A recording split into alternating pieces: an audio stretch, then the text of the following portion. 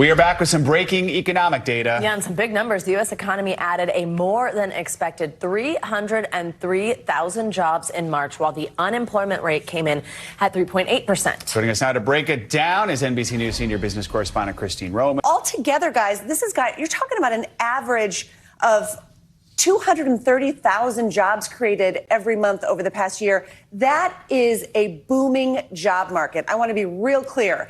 This is a booming job market here. Booming job market for Joe Biden. Unhinged reaction from Fox News. And we're going to look at that unhinged reaction in just a second.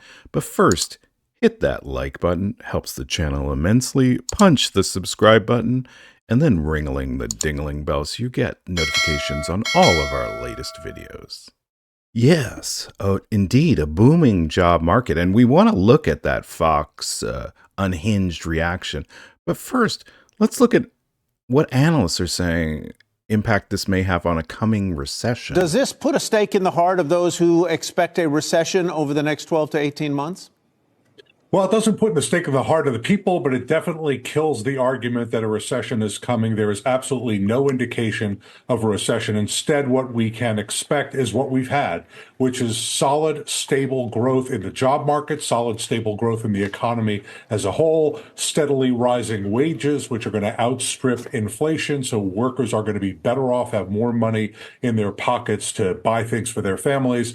It's a very strong economy continuing to do well. That's the message of today's unemployment report. rate below 4% for 27 consecutive months. First time that has been the case in decades since I was a pup. We have seen inflation come down fairly steadily. We've had a couple of trips and stumbles here and there, but inflation is about 50 basis points above the Fed target. We're seeing steady growth. As I said, the job market is doing extremely well. You've got wage growth going up at a little more, as I saw it, at a little more than 4%. You've got inflation a little below that. So people are actually, whether they feel it or not, they're actually having real wage gains. That's exactly right. And it takes a little bit of time for that to kick in. But as a general matter, what we have seen is a lot of stability, a lot of predictability.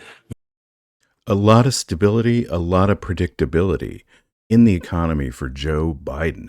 And this is not an easy thing to achieve. Not at all.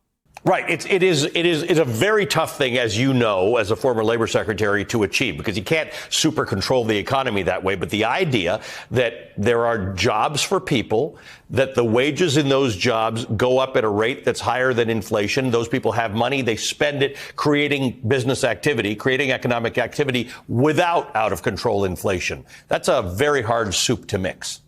It's very, very hard. I think that we are on the way, now I hope I don't have to eat these words, to repealing the business cycle. I mean, the combination of what the Fed has done in terms of raising interest rates in a way that fights inflation, combined with major public investments that the Biden administration has made, seems to be the formula.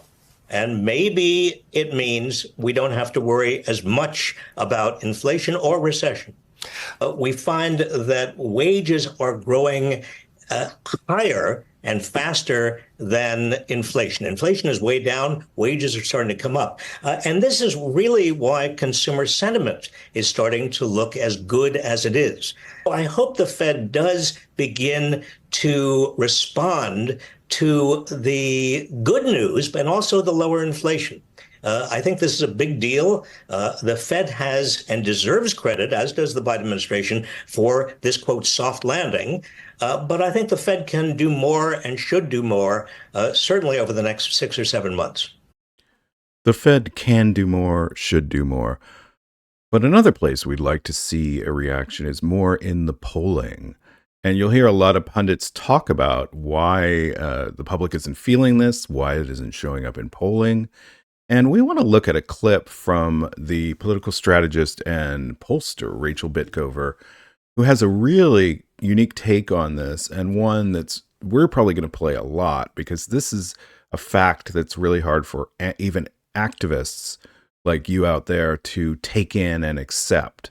So let's look at what Rachel has to say. Lots of people are still they're very resistant. Like, they don't seem to be able to make this pivot.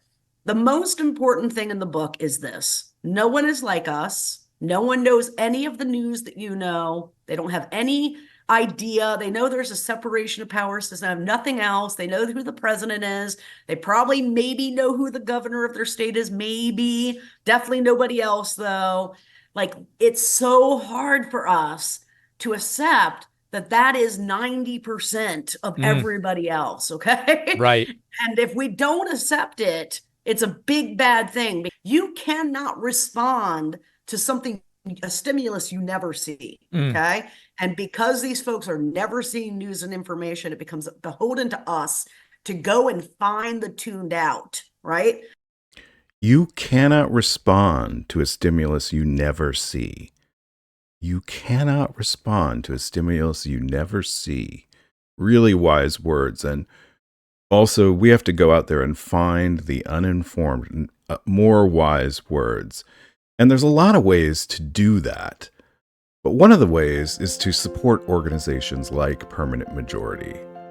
We can be a voice for you to amplify what you want to say, to go out there, get the vote out, to produce videos like this that further inform you, that you can share with your friends. So don't wait.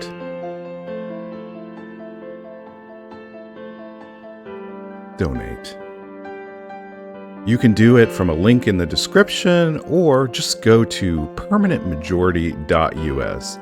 That's permanentmajority.us. There you can subscribe to all of our social media feeds and you can donate.